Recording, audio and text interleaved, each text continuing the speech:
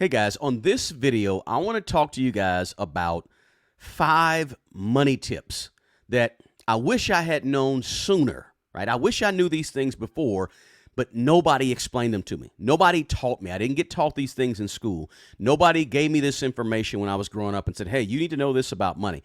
I want to share these things with you about money because I feel like I should have known them sooner. And I think there's probably some of you out there that would agree, right? If there's a money tip that you think you should have known sooner and nobody taught you, please drop that in the comments below, guys. And if you're stopping by this channel for the first time, please consider subscribing to the channel.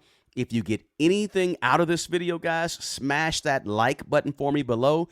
And again, let me know in the comments, guys, is there a money tip that you wish you had known sooner that you didn't find out till later on? For me, I got 5 of them, and I want to share them with you on this video, guys. So let's just jump right into it, guys. The first one is contributing to my retirement plan at my job.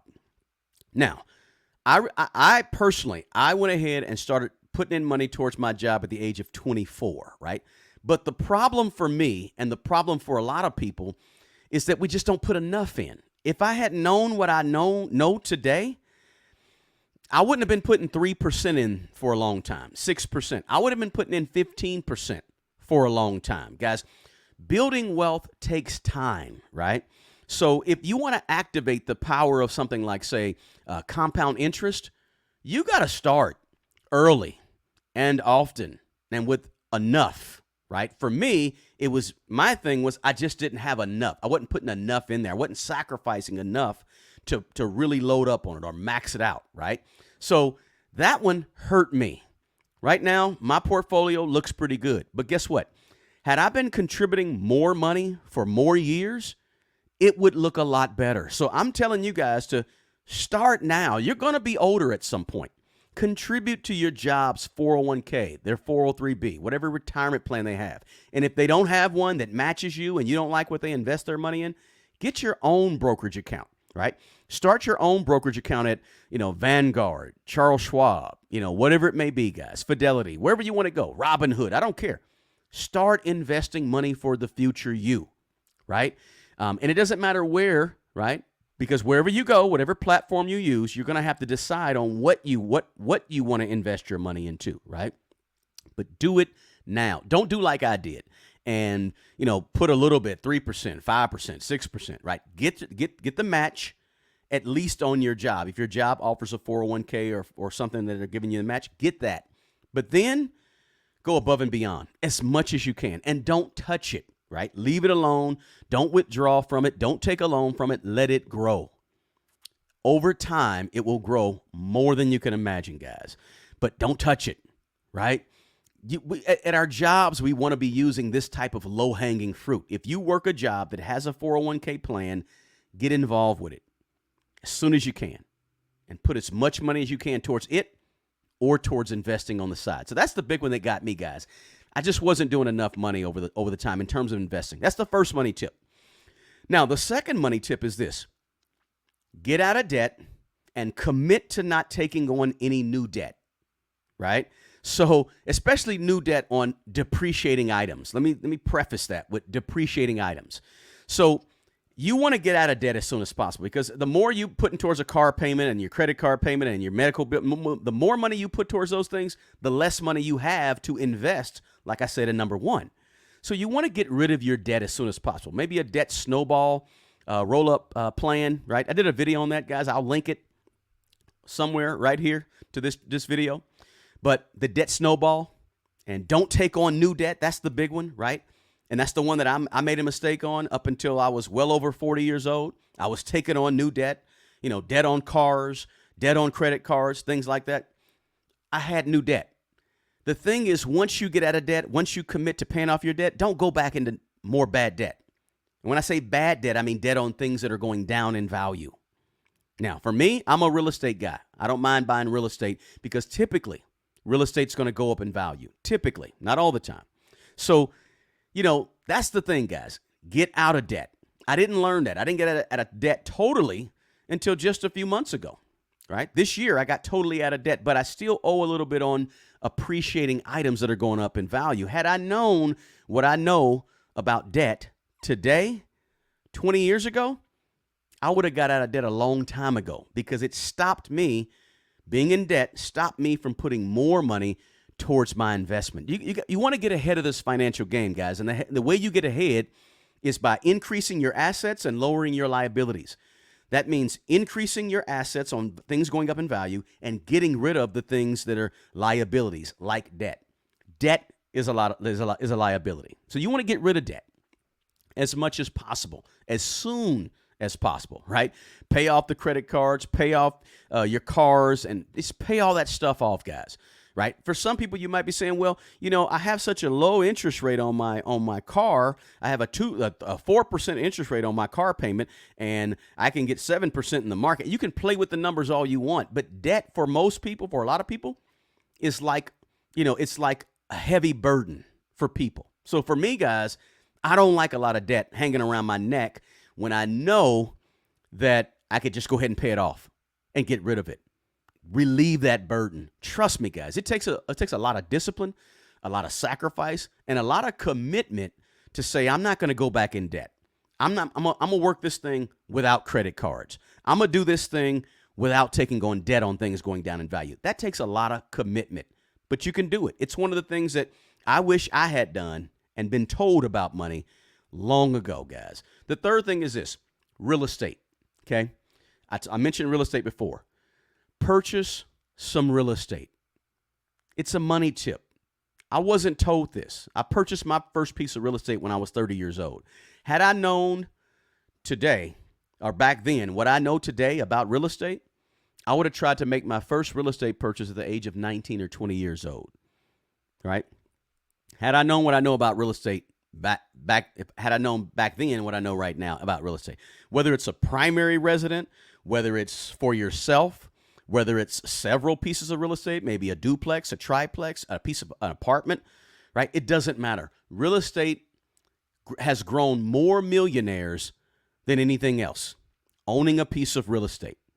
Buy property, guys, as soon as you can, and hold that property for as long as you can. So, and when I say buy real estate, I'm talking specifically income producing real estate.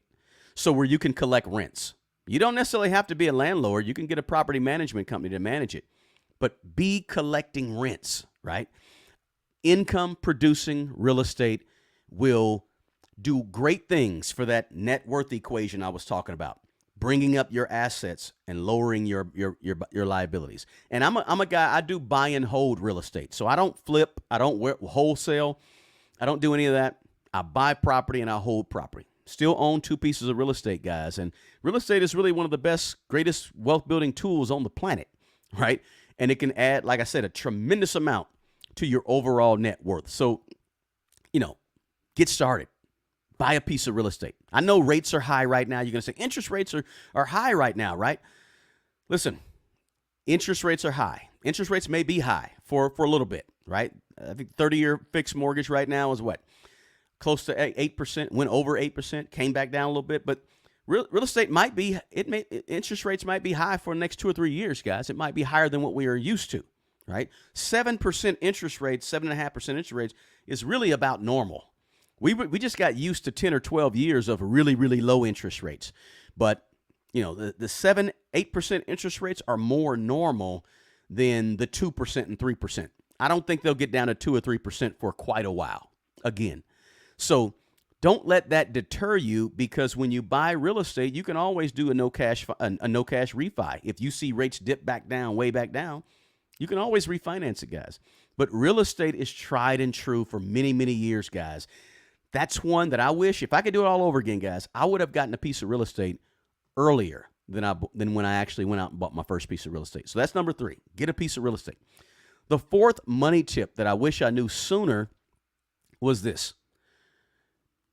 Keep my expenses low.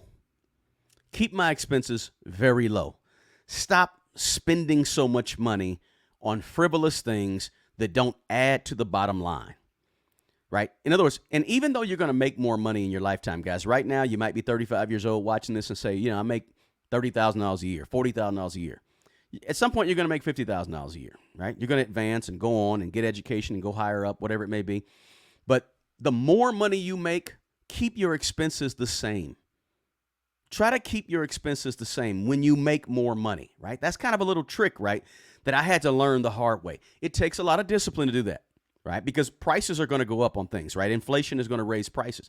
But you got to be comfortable living well below your means, and your means is your income. When people say live below your means, they're saying live below your income. If your philosophy is to spend more money every time you make more money, you're going to have a hard time building wealth. You're going to have a very hard time, actually accumulating wealth, right? A very hard time, right? You want to have a big cushion between your income and your expenses, right? And you want to, as your income goes up, keep your expenses the same so that that cushion just grows and grows and grows, and you get more and more of a cushion. Because remember, you paid off debt, you're using that cushion because you're not increasing your expenses, you're keeping your expenses the same. You're using the cushion to actually invest, build your emergency fund, right? Buy some real estate, right? So you want to have that cushion. The only way to have that cushion is to stop spending so much. Keep your expenses about the same, because ultimately, guys, you want to use the cushion. The cushion is money. Money is a depreciating asset. Money goes down in value. You want to take that cushion of depreciating asset called money and go exchange it for appreciating assets, right? Remember, I don't mind buying real estate. I don't mind buying some stocks that'll go up, right? Those are appreciating. Take that depreciating money, that's your cushion, because you keep your expenses low, and go buy appreciating assets. That's what you want to do. That's why you want to keep your expenses the same. That's some wisdom that I didn't really get, guys, until I got older, right? But I wish I knew that earlier. That money tip right there, guys, because that's what you use, right? Now, the fifth money tip that I wish I knew earlier was, and when I say earlier, I knew this a long time ago, but I didn't put it into practice the way I needed to until a little later. It's creating a unique monthly budget every single month and making sure you follow it to a T. Now, I was making a budget for a long time, guys. I made budgets back in the 90s. I've made, 300 some odd budgets in a row every single month. But my thing was following the budget, right? That's the money tip. Writing a budget and following the budget to a T, right? Being overly sensitive about how you spend your money, tracking your money, going back to revisit the budget.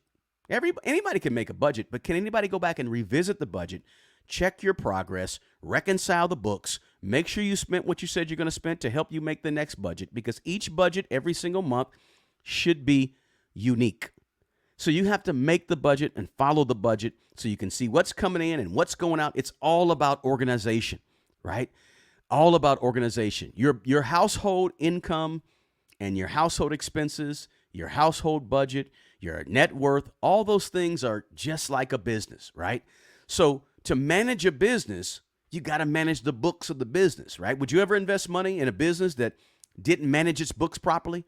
Or you said, well, hey, how much money do you spend on this? And they say, well, I don't really know. Let me go check. I'm not sure, right? You wouldn't follow a business or invest in a business that treated money like that, so frivolously with money.